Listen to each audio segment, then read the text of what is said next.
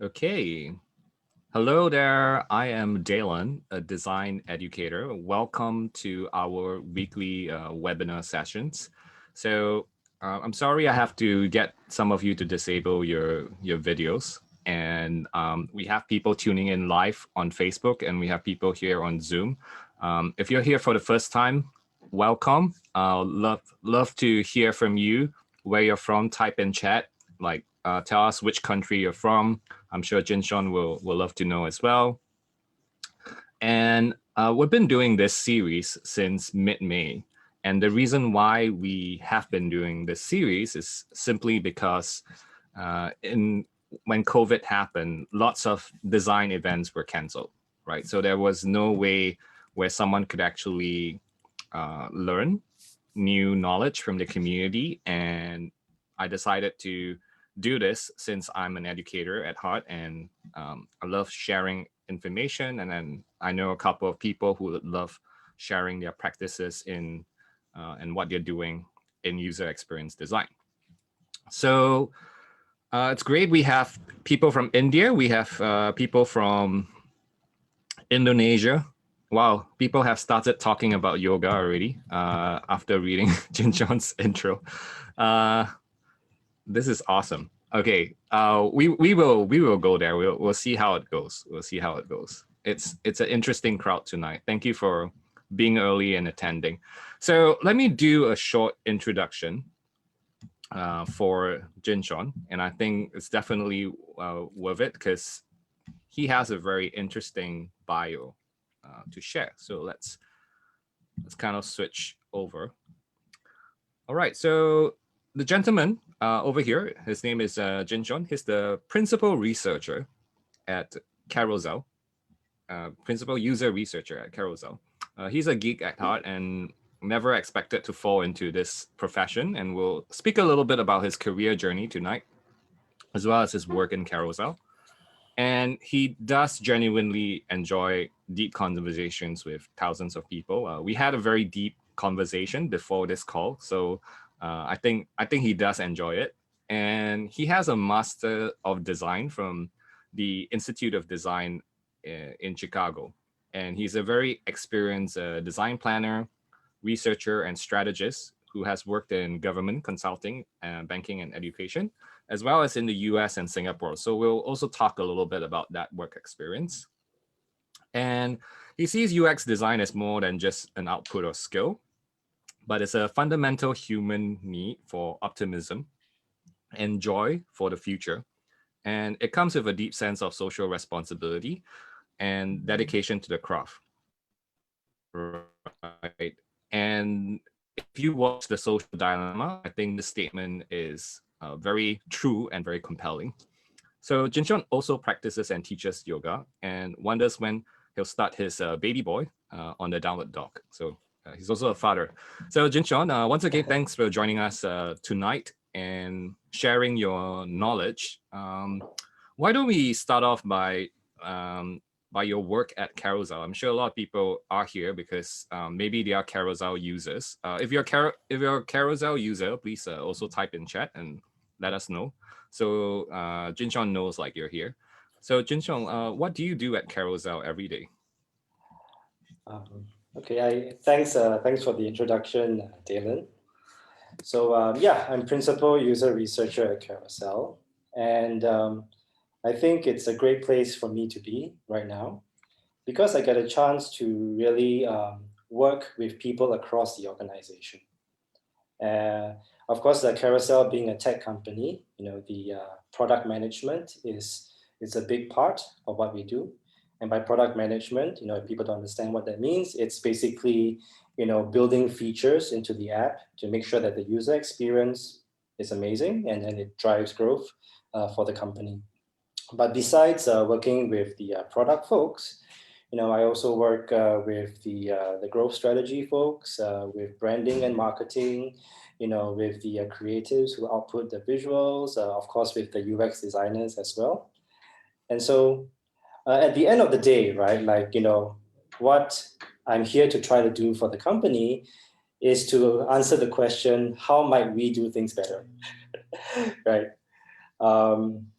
if you can tell that I've had quite a long history in various different industries, and I didn't start out having like a design background, right? My first degree was like in economics, so it's kind of like a bit of a vanilla type of degree. But what's kind of like landed me in this place is really, I just like to solve problems. I like to find opportunities. I like to solve problems. And somehow I just ended up feeling this sense of connection with this whole human-centered design discipline, right? So I've got a couple of folks with me, in my team who are also doing user research. So like there's some work that I do that the team does, but a lot of the time we are also like working together with other folks, bringing them out, for user observations, user interviews, coaching them, guiding them. And it runs the gamut, right? Like from discovery type research, where you're trying to look for new opportunities out there, to stuff that's a bit more like validation, where you kind of have a sense of like, what you want to do, or you have more than just a sense, right? You kind of know what you want to do and you just want to kind of measure, the impact to make sure that you're on track. Yeah, thanks for sharing that. And I was just wondering if there was anything that is not too commercially sensitive, perhaps, that you could share about your work at Carousel. Like, is there any interesting insights that you found out from doing research around the region? Yeah. Any interesting insights, huh? Yeah. Well, let me see. We did travel, right? Like to like Malaysia and the Philippines, and that's actually like the like one of the most fun parts of the job. Where you kind of like can just go wherever you want, and maybe I just talk a bit about the approach, right? Like at least personally, my approach to research, everyone starts off, right, learning the ropes, right? Everyone starts off with a certain framework, a certain structure. Maybe you've got 4 steps, 5 steps, maybe it's a circular thing, maybe it's double diamond or whatever, right? And they've got that sort of frame in mind. But as I kind of like matured in this industry or in this discipline, I found that actually, having more openness, building time in for like serendipity and surprise, actually gets you, to some of the most interesting insights. And maybe I can give you an example. Yes, We please. were in Penang, and we had certain plans to visit this place, that place, talk to this person, that person. But as we were kind of driving along, then we saw, hey, there's this kind of like block of flats there. It kind of like stands out, why don't we just go check it out, right? And like maybe the young me would have been like, that looks kind of sketchy, like maybe we shouldn't be going there, right? But now I'm like, let's go see, right? There are people there. Let's see how they live. And at first, when we went in, it was pretty sketchy because they had these sorts of like internal corridors, like in HDBs, right? Like our government flats, the corridors are always facing out. But in this block, you've got the internal corridors that have no windows, right? So it's sort of dark and you don't know like what's going to pop out. That looks very sketchy. I'm imagining it right now. It even sounds haunted. Yeah. Yeah, exactly, right? You don't even know if people are living there. But then as we walked and we kept walking, and then we saw like there was a door open. And then there were people talking, right? They were just seated on the floor. And we realized that, oh, there was actually a tailor, right? A tailor who was going from door to door and selling her stuff, right? Whether it was like curtains or dresses and so on. And so we said, hey, can we just like chat, like come by, take a look, right? And then ask you guys what you're doing. And in Malaysia, actually, people are just really, really friendly. And so they said, okay, And so we talked and talked. And then we realized that, oh, actually the tailor, her mom's family, right, her mom is actually living in the same building. And then she invited us to go visit her apartment as well, right? And so like in that kind of like moment, we were able to talk to like, two families at the same time. And we kind of got a good sense, right, of how in Malaysia, like commerce or like, selling your craft is really part of life, right? And in Singapore, that's maybe it used to be the case, but maybe for some of us, we don't quite think of that anymore, right? People going door to door, relying on your like connections or your neighborliness, to give you business. So I think that was one of the like the eye-opening things, at least for a Singaporean who's kind of like grown up in the city, to see in Malaysia. That's a really great story, and I think it's also like an act of intuition over there. So I'm curious to find out, like, since we were talking about yoga earlier, how does intuition play a role in the work that you do as a UX designer or Oh, researcher? Yeah. okay. So yoga or UX? UX first, yeah. UX. Yeah, Okay. intuition and UX. Yeah.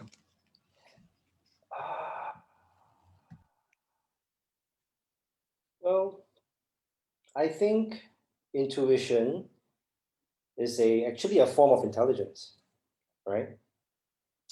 And it kind of like sits side by side with the more intellectual part of your brain, the more logical part. Logic has this tendency of narrowing, right? Or kind of like driving to a solution, or driving to the answer. Intuition has this characteristic of kind of like seeing patterns, right? That may not be logical at first, but actually end up being quite profound, right? Intuition gives you that leap. I can give you that an example actually from my days in the Institute of Design.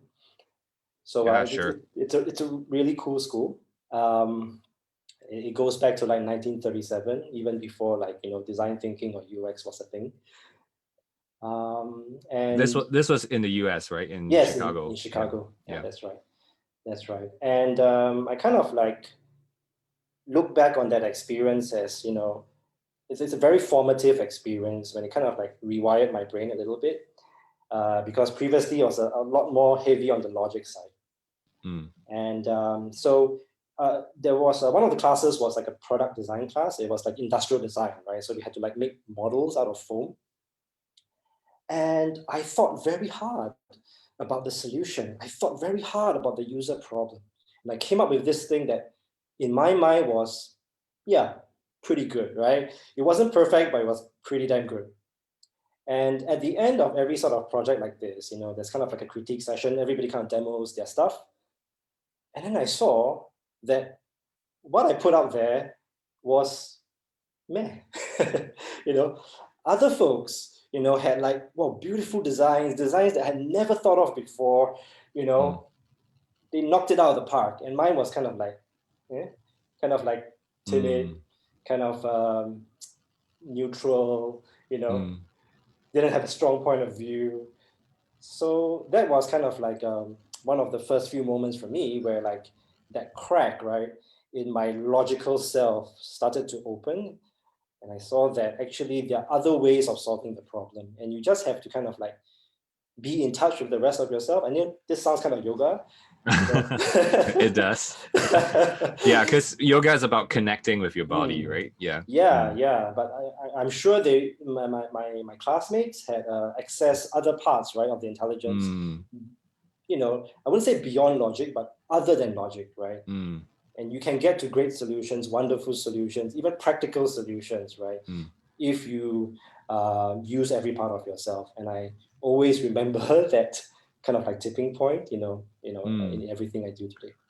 That sounds like a moment of truth. And I was just wondering, as you're sharing that story, like how do you kind of open up? Because we're in some of us are brought up in a very left brain centric kind of organization, in organizations where it's more left brain centric, or in education system where it's more left brain centric, like how do we then bring that practice or that kind of thinking, and persuade our stakeholders? Perhaps that's the direction. Yeah. Okay, so I think there's two parts to it, right? One is kind of like developing yourself, Yeah. and the other part is persuading stakeholders. Mm-hmm. Let's go with the easier one, which is developing yourself. Okay, let's start with self first. Everything starts with self. Yeah. you want to change the world, change yourself. That's what they say, right? Yeah, who was it? Was it Gandhi or someone? I don't know. I don't remember, but yeah. Yeah. So don't get me wrong, right? Like, there is still some role for, step-by-step instruction, and I believe that in your UX school, you're kind of like doing that as well.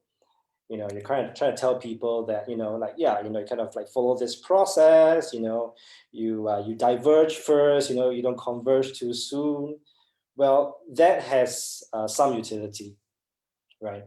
But that doesn't go far enough, I think, if it's just by itself.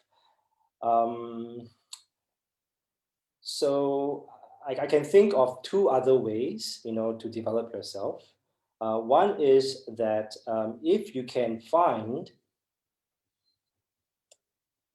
something else that you are fascinated about, something else that you think is an amazing piece, it's an amazing creation that's been put together. So it can come from, let's say, film, right? It can come from architecture. It can come from like a restaurant, right? And you kind of like try to experience it and ask yourself, what makes it so awesome, right? Kind of like have that sort of questioning mindset, how was this person able to do this, right? And you kind of just let yourself kind of like follow, be led by the questions, right? So that's one way of doing it. And the other way is to kind of like find someone who also has that sort of aura about him. So as I mentioned, right, it could be a chef, right? It could be an architect. It could be your yoga teacher, right? It could be your teacher, right? Anyone, right, who has that sort of involvement, right? That sort of like close connection, that relationship with whatever he's doing. And I think you will feel something, right? And you have to take time, right? It doesn't happen overnight. You can't just say, okay, here's the like 3-step, the 5 tips that you need, the takeaways, and then after that you're good, right? Because it's fundamentally a change in yourself, as you mentioned. Yeah. So what I gather, there are some keywords. You about leading with starting with a question and allowing the question to lead you to places. So that's also a process of surrendering in some way. Yep. Or rather, it's kind of like going with the flow, right? Then the other thing you said, which I think that the keyword to stress here is feel, like feeling about it, and it's about surrounding yourself with some people, or surrounding yourself with a mentor or someone who actually is very connected to their craft and their process, and through that process of interacting with them, you then sort of unconsciously sort of learn the process of letting go, or being in flow, I'll say. Yeah. Yep. Just to add to that, one more point, which is try not to get in your own way. Try to kind of like put aside your preconceptions of what is good, what is bad, what is right, what is wrong, and just kind of admire it, right? Which is why I said, like, find something that you admire first, because that's what opens you up to the thing in the first place. I think that's super important as an educator myself. I think that's super an important distinction as a good UX designer, is to have that kind of open-mindedness, right? And just be objective enough and neutral enough just to let things in, so that you're not affecting it and it's not affecting you as well. Yeah, I know, right? Like, so I mean, like it or not, right? A lot of UX designers are not artists, right? We're not like creating art per se, where you have that sort of like autonomy to kind of like pursue what you want. Mm, but it's in service of a business with deadlines, with goals, with features mm, that need to be built, you know. So, I guess you just have to kind of like pick your battles, yeah. right? Mm, So sometimes you just got to build this thing, right? You just got to design for this thing, then kind of do it, and don't kind of like get too angsty about, not being able to realize your ideal vision of like what this experience could be. yeah, because it might actually turn out better than expected. You never know. Of course, of course, of Yeah. course. Yep. Yeah, this I like this thread. It kind of like connects with life and UX. It's very wonderful. So here's something to share, and just to for those of you who just joined, this is Jin Shaun, and he is the principal user researcher at Carousel, one of the few apps that actually is a verb in people's vocabulary. I think that's something worth noting. Southeast Asia's largest marketplace, probably, and then I actually do know Surrey. Surrey is actually an army buddy of mine, and Marcus and Lucas. So I do have seen them work in their first 2 years when they were building Carousel, and I recall very distinctly that they do a lot of user research at the start of their when they were building the app and all that. So I'm not sure how did that interview went. Like, how was your interview with the founders, and like how important is user research and customer research in Carousel? Yeah. Like what makes Carousel, right? Mm, Like Carousel itself is just a platform. We could be a Shopee, we could be a Lazada, but we are Carousel instead, right? We're not either of those platforms, and that's because of who our users are, right? And if you kind of like bother to dig further on Carousel, you actually find that it's kind of like you keep finding treasure. If you keep at it, you'll wow. keep finding interesting people, right? So we're Mm. not we're not pure e-commerce, we're kind of like a It's interesting like a hybrid. discovery Yeah, place. Yeah. yeah. So Yeah. like one of the things that we're looking just recently, like we discovered that the food category on Carousel, right, Mm. has a lot of like home cooks, right, home bakers, Mm. and they are amazing. Like if you Google, you couldn't find them, right? You looked on Facebook or Instagram, you get a few here and there, Yeah. but it seems like Carousel, it's not just a recent thing, but it's kind of like become this place where, if you want to start something, just try it out on Carousel first, right? Mm. So beyond the buying and selling, there's this whole idea of like Carolpreneurs, right? Who got their first start, right, on Mm. Carousel. And so I guess this is kind of Mm. like my long-winded way of saying that, users are the lifeblood, right? They are Mm. what makes Carousel. And so I think that's one of the reasons, why, the founders, the company, decided that, Mm. we need to have a user research function, Yeah. right? It's not just a side job, that someone else that like the engineer does or the UX designer does, Mm. but we need to kind of like do this in a systematic way. Mm. And throughout our planning process, our prioritization, we are always kind of like laser focused, right? Mm. On like, where are the user problems, where are the user opportunities. Mm. Yep. Yeah, that's wonderful that you're sharing that. It well, I think what I recall was that there was a moment in time when I saw, I think Surrey posted like they were doing user research interviews, and they were giving away like $50 Starbucks cards and vouchers. I Yep, yep. remember that moment. Actually, I also remember that not many people claim the reward, and that there was this discipline about them. Like every week during the weekdays, they would be building the app, Mhm. and then in the weekends they would actually go out and talk to the users, and actually talk to the go to the flea markets and all that. And this like happened for an entire year, I think. Like, Mhm. and probably that was what I've been telling people probably that was why they're so successful, is because they built something that people want, and they just kind of clarified that hypothesis. So now that Carousel has gotten so big, and it's like a market leader in this category, like how are you keeping sort of like that spirit in your organization of like constantly staying close to the users and all that? Understand the user research function is not very huge in Carousel. Yeah. Okay. I think when with size, right, we are kind of like we're much bigger than just 3 founders now. Comes a certain degree of complexity, and to tackle that complexity, you need a certain level of discipline, a certain level of structure. But it doesn't mean that user research kind of like goes out the window. Um, so so like for tech companies, right, like the key thing is always growth, right?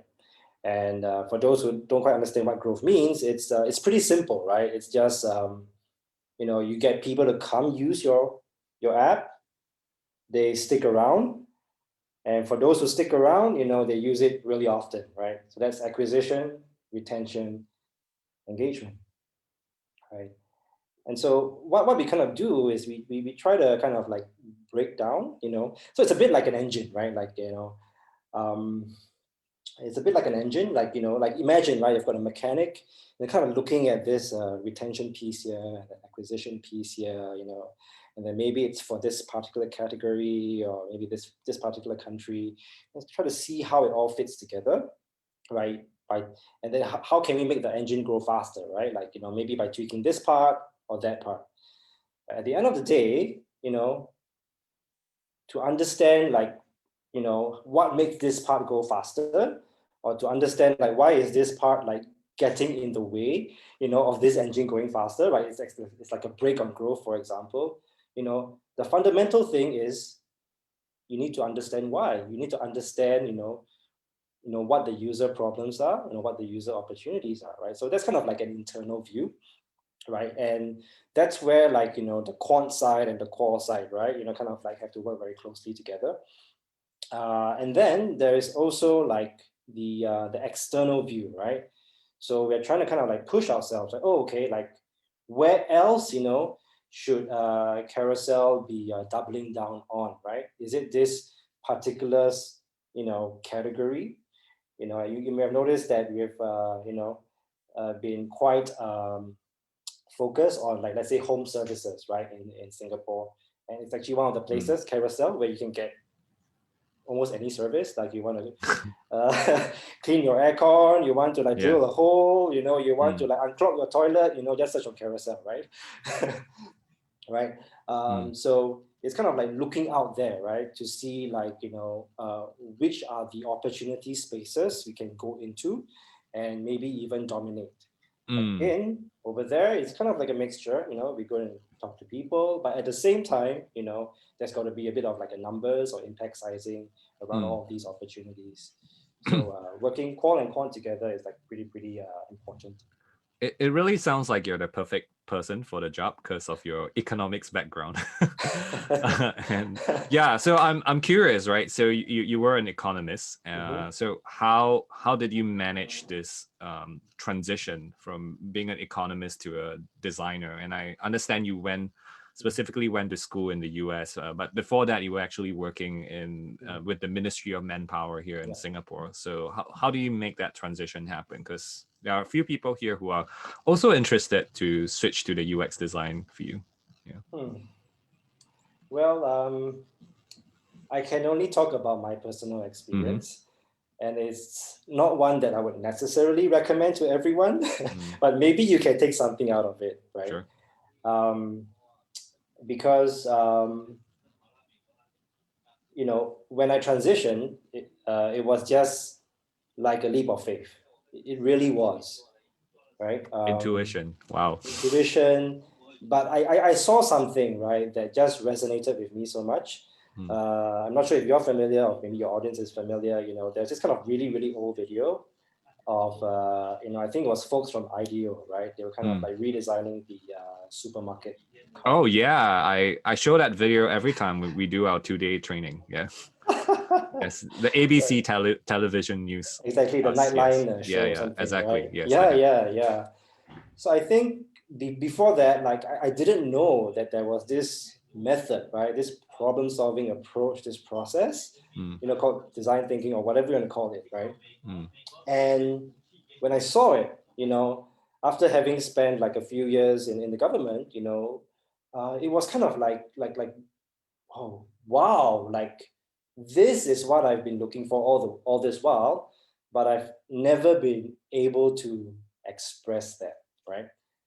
And my economics degree, I guess, was in a way like my attempt to try to understand the world, and it did give me that sort of like quant sensitivity, that sort of like like if this then that, that sort of sensitivity, but I found that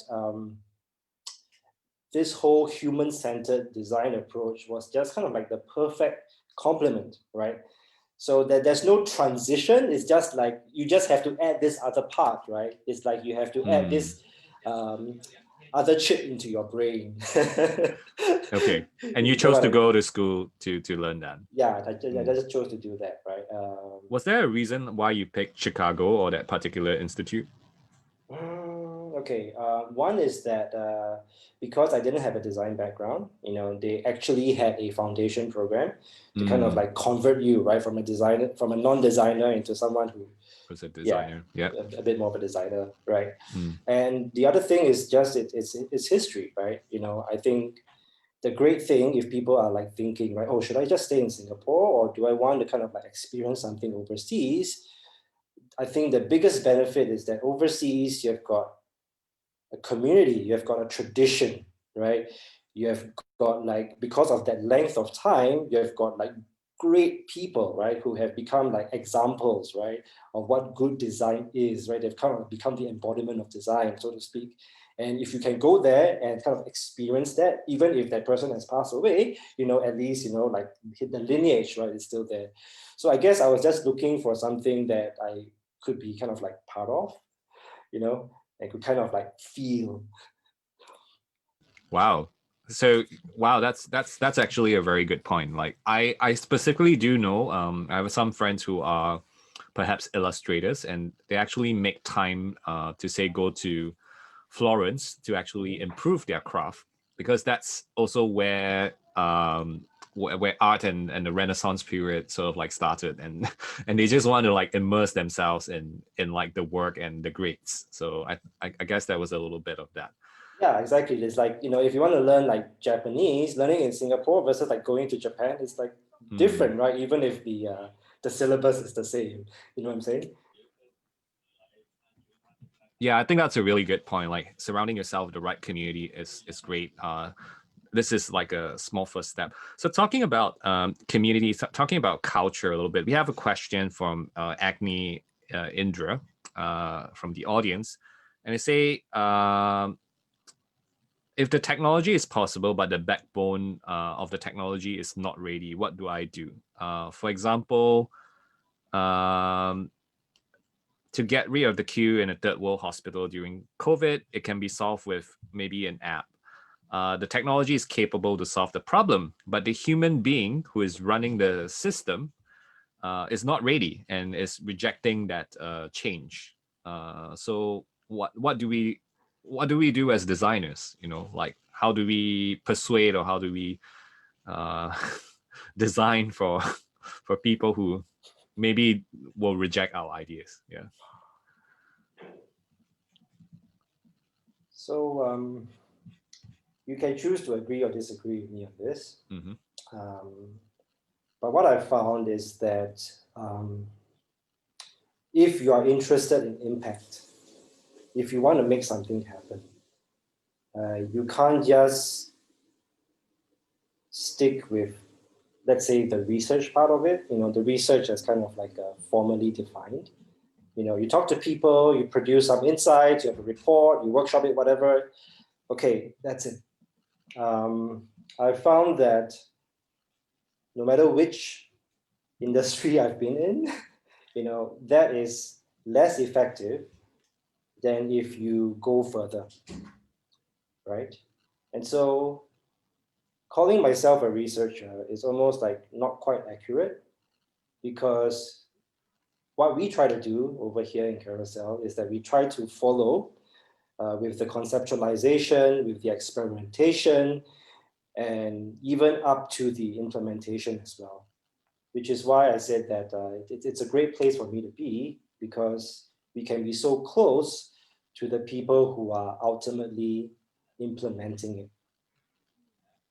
So yes, if you can persuade someone and then they can take over the project from you and implement it with a high degree of fidelity, that's awesome, But sometimes, you just have to go along with it, right? Because I think one thing that maybe research folks, and this is in my opinion, don't fully understand, is that there is still a lot of learning, right? Research is about learning, but there's still a lot of learning to be done in the initial phases of the prototyping, of the experimentation, and even of the implementation as well, right? And that can be a gap that the researcher, doesn't fill. And when you just toss it over to someone who's implementing, they can feel like, oh, I don't really know what to do, right? Mm. So yeah, so I guess that's my answer. Yeah. Yeah, I think what I hear from that is a little bit of understanding. It's not just about the technology, it's also about understanding and empathizing with the person who you're working with. and And and and yeah, walking hand in hand with that person, right? Like working hand in seeing hand, that yeah. person as not someone to hand off something to, but also Mm. like a collaborator in this whole thing. Yeah, I think that's also a very good thing to bear in mind, practice to bear in mind when working with engineers in general, because Mm. usually designers and engineers think quite differently. Yeah. Oh you yes, sound you sound yes, like you like have something to say. So I mean, it could even just be the words. yeah. So like one example is this, right? When like UX folks, designers, when we say problem, Mm, we think it's a user problem, right? mm, When other folks say problem, they could mean like it's the company's problem. And something mm, as simple as this can be overlooked and lead to like miscommunication, right? Like, you mm. wonder like why don't they get it and why don't they get us, but actually it's just certain words are just used differently, in different disciplines. Yeah. I think that's a very important nuance and distinction to take note, especially for organizations who are going through change and transformation. I do remember having much difficulty because we were an innovation team, and I used to work for innovation teams in enterprises, and we speak a very different language from the people who work in the organization. Mm. So by nature having a difference, although we're all speaking English, by nature having different understanding in terms of like different words or even different expectation and pace in Mhm. terms of working, that already creates a lot of friction in that process. Oh yeah, totally. Like another example is like the word narrative or the word Mm, story. mm. It can actually create a lot of anxiety in people who like what story? Tell stories, fairy tales. Is it Yeah, what what like what? spin tails, is it? Yeah, exactly. You see, Oh and we wow. just take it for Never granted. never So actually thought of that. Yeah. We talk about user stories, which is perfectly like legit. mhm. It's not like telling a tale or spinning a tale. Wow. Yeah, that's a great point. So everyone who just joined, I have Jin Shaun Ang with me from Carousel. He's the principal user researcher at Carousel, and we've been speaking about his work thus far. So if you have any questions, feel free to ask them here in Zoom. I'm also checking Facebook. So we got like 10 people like as audience on Facebook as well. So if you have, I'll check them and I'll ask them. Um, Kai was asking, how does the Carousel UX research function choose which research projects to work on? Mm. Okay, so we work very closely with product management as well as the strategy team, and they kind of highlight to us, what are some of these projects that they are interested in collaborating with us on, and the mix of projects that we do, is usually like a mixture of projects that are, like that are designed to answer big questions, as well as projects that are designed to answer, no less important questions, but questions about, like why is this part of the product broken? How can we improve the experience in this product, in the product, in this part of the product? So what I'm saying is that we try to have a portfolio, of research projects that we are doing to solve both more discovery oriented and more validation oriented um, questions. Um, but at the end of the day, like if research is about more like testing, if it's more about like, we already prototype this feature, we're kind of like just going to go A/B test this thing. The UX designers themselves will handle the research, together with the product managers. So the more like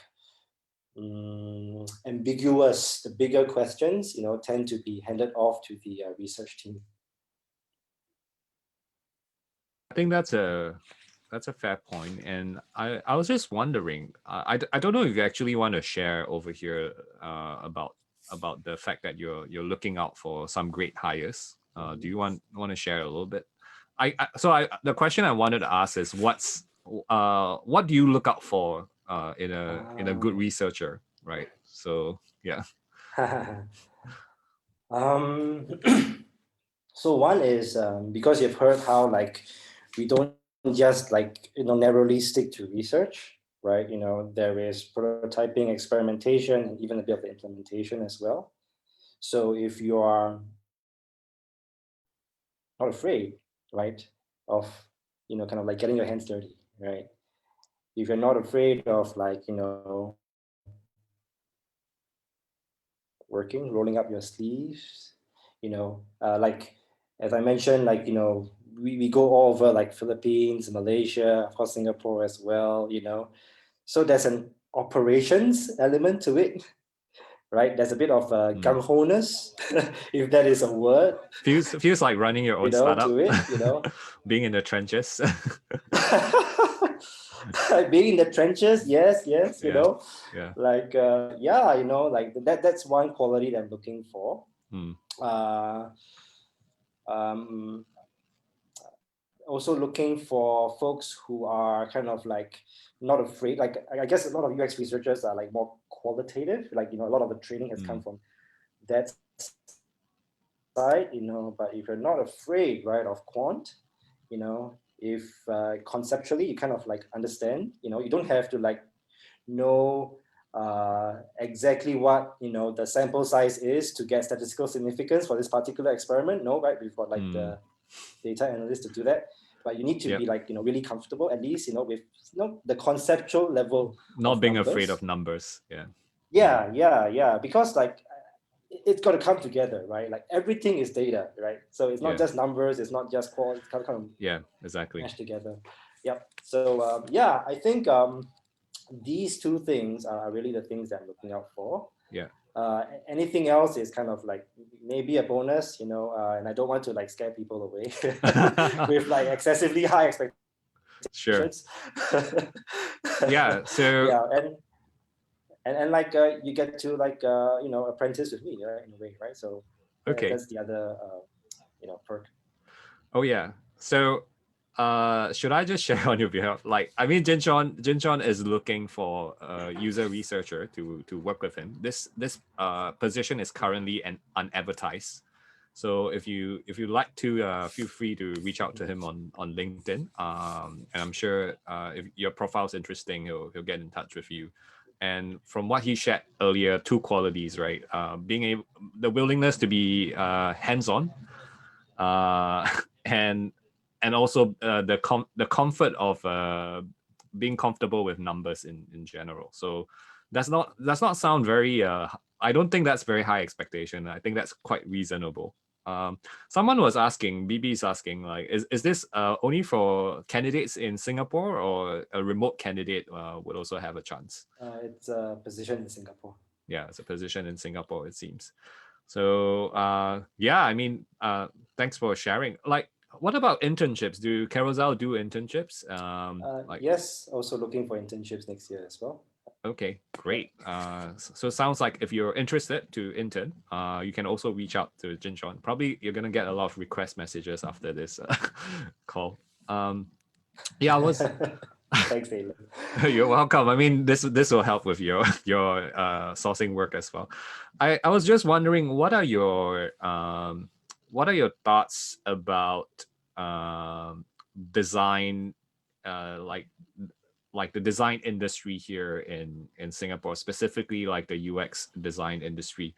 What are some of the things that you notice, or maybe some of the challenges that you might have spotted? Because one of the things I've heard from many design leaders I've spoken to is there's a lack of good lack of good mid managers, mid-level people. So people with some experience in user research and design.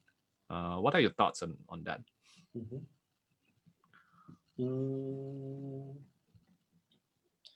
Yeah, I guess I don't disagree with that sentiment. I would also say that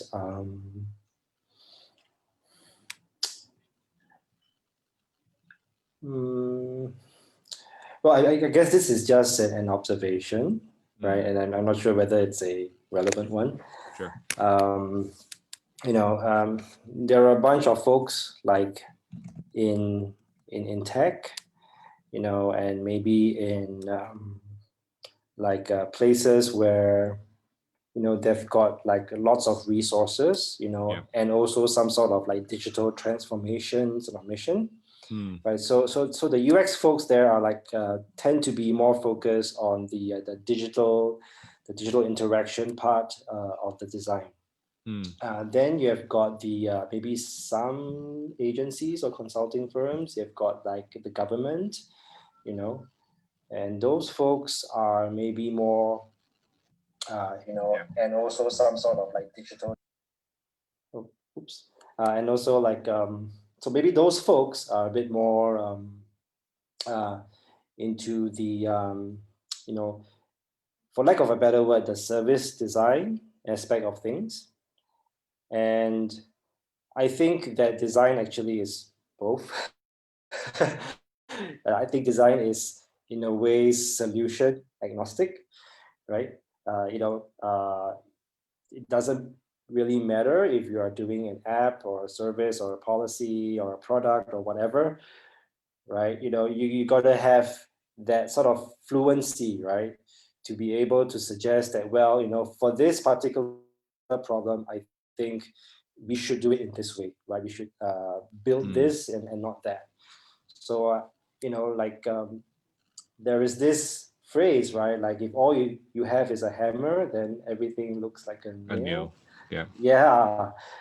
So like I actually want to see designers kind of like bursting out, right, of the kind of like silos, and being able to sort of say like, actually we are problem solvers for society, right?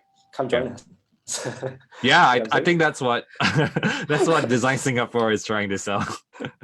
not just designers are not just here to make things look pretty. So yeah, that's a very relevant point. Yeah, and maybe it's just like my own like. Yeah. So it wasn't to design fashion or architecture or whatever. It was just problem solving. Yeah, that's so true. If essentially when we hire designers, we're hiring problem solvers, and definitely I think that that should be the de facto standard for all candidates who are becoming designers. So Kai in chat was asking, how do you know if a UX function is successful? Is there any like qualitative or quantitative measure for that? So I guess by UX, you're talking more about the like the digital interaction side of things, which Yeah, is probably in the that common way we context. understand it. Yeah. Yeah, like we A/B test, right? Like Mm. and then we can see differences in conversion, in engagement, in retention, blah blah blah blah blah. Right. So that's one. Um, you know, the the fact of the matter is, like it takes time and effort to instrument, many metrics, and when you're kind of like running, you don't always have the space to kind of like I guess, in an ideal world, right, we would be able to have this whole range of like metrics, that kind of like measure people's happiness, with this app. You can boil it down into like many details, right? You can even convert that into a dollar figure, right? But that usually doesn't happen, so the effect or the impact on some of these you know what you say some of these outcome metrics, in the A/B test will have to suffice for now. There is also this thing called the NPS, but it's really hard to attribute, UX to this large, very Yeah. broad Because it's a score. shared It's a metric. shared thing, right? But Yeah. you can kind of say, right, well, for this part of the experience that we just designed, could we have a more focused NPS on that, right? Mm. And that's kind of possible as well. So a lot of these are just kind of like indications, but it's not like super scientific, as you might hope for. That's a great point. Thanks for sharing. And yeah, metrics are definitely one way to drive a success for a design team. Someone was asking about something related to product strategy on our Facebook. Carmen was asking that. So Carousel is currently acquiring other P2P platforms in the region. So how do you ensure a consistent experience for users across all these different markets?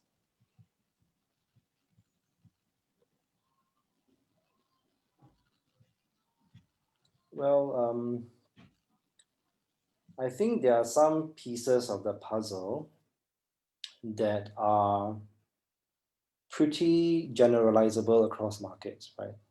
So for example, if we improve the experience with listing an item to sell, or if we improve the search experience, we improve the browse experience, a lot of these,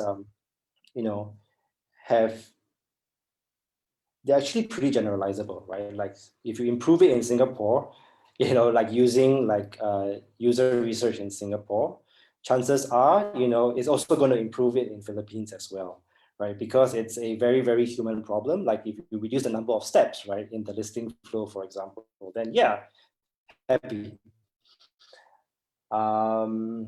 Makes sense. And so that's part of it, The other part of it is we do have, every country has a different manager, right? And, we trust them that they are the best people, right, to understand, the local culture, the local needs. And so they do bubble up, right, these suggestions to us, these feedback to us. And it doesn't mean, that the experience in Singapore must be identical, right, to the experience in Malaysia, for example, right? Certain features that we launch in Singapore actually may not be available in Malaysia and vice versa. Right. So it Yeah, doesn't so there's necessarily a have to degree be of consistent in that localization sense. for some of the Yes, markets. localization. Yeah, that makes sense. So Kai was also asking, like, he runs a startup and he's trying to understand who's the first hire he should make in UX, and like how should he sort of like structure his UX team, yeah, moving forward.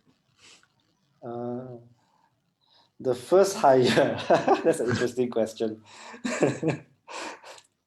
Should it be like a unicorn that can do, I guess, like have to do everything on like must do UI, must do UX, or like what is your recommendation like for a startup? I would say you need to find someone whom you have that sort of telepathy with. Right. I guess if you want to find that unicorn who can do everything, he might be like really expensive, or like, he doesn't exist.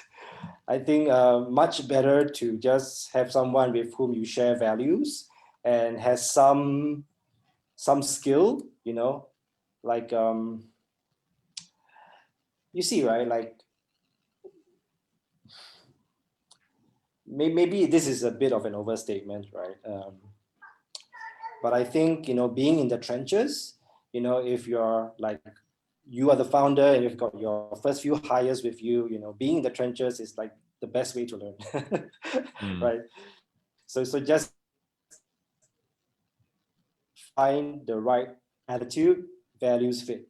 That's my recommendation. Okay, thanks.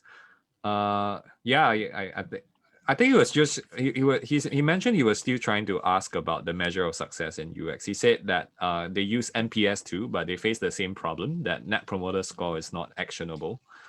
Yeah, so yeah, I guess he's just trying to figure out what's a good way of measuring user experience in the app that they are building. I think in general, from back at Razer, I recall we do use NPS, and that was actually part of our KPI, even though we're an e-commerce store. But we do look at the qualitative and quantitative feedback. So NPS is actually a quant metric. So it was also worth looking at the qualitative feedback in general. That's one thing I can share. What about you, Jin Shaun? Oh yes, certainly, right? Like we do have like a team, right, who's looking at feedback, who's looking at the reviews on like like the App Store, but also like when we do run our NPS survey, there's always this open-ended question, and the question goes something like explain the score that you gave us, right? Like if you gave us a 7, you gave us a 3, why, right? And then you get a lot of qualitative the context feedback there. Yeah, yes sounds good. Other channels that we have, like we do have a sales team, selling coins and to the merchants, and then that's another point of contact, that's more regular, right? Yeah. I'm curious about this question, since we both gone through the same program, Reforged, in San Francisco. And actually, this is also quite related to what Kai is asking, right? What is a Carousell's North Star metric? Ayo. What's something that you all like pay? What's like the general metrics you all pay a lot of attention to? Yeah. Ayo.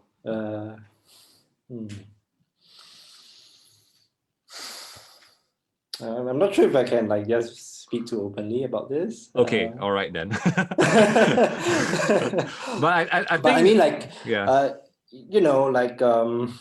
What would Shopee's metric be, right? What would Lazada's metric be? Okay. Right. Well, then maybe you can just nod your head or shake your head. I think when I was looking at platforms, it's generally the like how efficient the platform is in terms of exchange. So it's about the match rate in general. So so for Kai, I think it really depends on what your just to answer your question, Kai, it depends on what is your North Star metric. What are the one or two metrics that really determine your success? Like for e-commerce, I can speak for Razer. This is very easy to interpret. Like we know average order value, conversion rate, and number of users are sort of the key metrics that drive revenue essentially. So those are the things that we just fine tune and get better at and have projects around to improve. So if you can track that, I think that will make it very actionable, because you can systematically track it over quarter by quarter or week by maybe not week by week, but maybe month by month. Yeah. So yeah, sorry, I asked a very sensitive question. So there was one last question about how do I wait, hang on. I think I lost the question. As a junior designer, how can I start a UX research portfolio? Should people have a specialized portfolio just for research? Like, I don't see many open positions for researchers though. Yeah. I mean, it's research is always in service, right, of some sort of goal, right? It's always about, I mean, research is it's a fancy word in a way, right, for learning, right? Like, you know, what do you learn about how to solve this problem? And I think every portfolio, in the design, the UX field, right, should have a clear statement, right, of like, how you learned and what you learned, and how did what you learned influence what you designed, right? So I don't see necessarily a need for like a specific research portfolio, right? Well, let me see, right? Like, is there another angle to this question? Yeah, so I think she was just asking, as a junior designer, how can I start UX research for portfolio? So I guess I guess you can generally answer it like, what should junior designers, what do you look out for junior designers in their portfolio? Like what? Yeah. What's a good one? Yeah. Okay. So one thing that I see all too often is, after research, I don't see that you found something interesting, right? So you kind of like answered the question, you kind of like did your homework, you kind of filled in your worksheet, and then you're done. If there was something that, not only answered the question from the business or the client or whatever point of view, but you can also show that you personally were curious about something and you learned something from it, and it kind of like, it opened your eyes in some way, that's what I look for. Because it's really easy to just check the box and just find whatever people were hoping to find in the first place. So does that make sense? So like, okay. I want to kind of like see that kind of spark in the portfolio, if that makes sense. Well, Dick was saying, do you mean inquisitiveness and curiosity? Yes, okay. If you want to boil it down to those words. Yep. Okay, right. So that's great. BB say, like, how do you land your first job as a UX in UX research?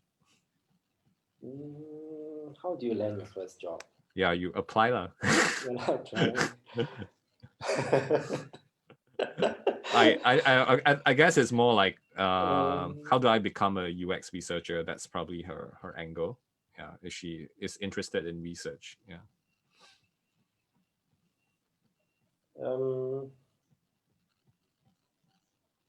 Well, I don't know. Like, in the market, I don't think there are like just research courses, right?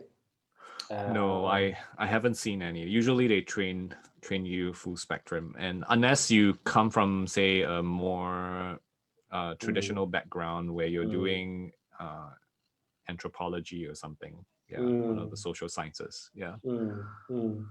So like I think a portfolio is definitely important, You know, so you could be in the social sciences, you could be a journalist, right? You could be a design thinker, right? Or like anything, right? Like, you know, just kind of like, you know, even if it's not necessarily asked of you, you know, not necessarily expected of you in that job or whatever, you know, just find the opportunity to, you know, talk to a few people, find the opportunity to kind of like dig a bit deeper, you know, take some photos of you doing that and, you know, put it in your portfolio, right? And then you have a story to tell, right?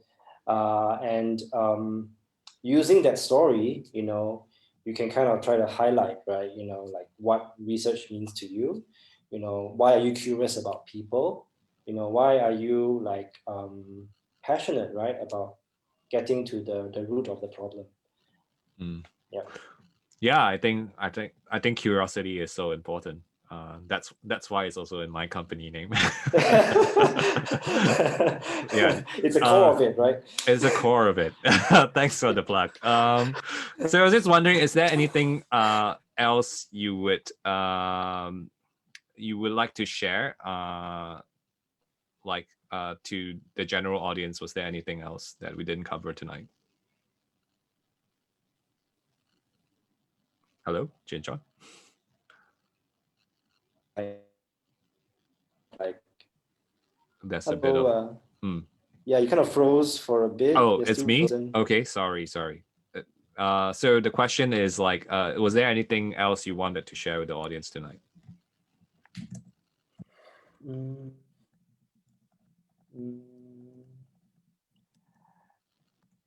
well, What would like? Is there like? I'm gonna ask a very cheesy one. What's the okay, advice you would okay. give to your younger self?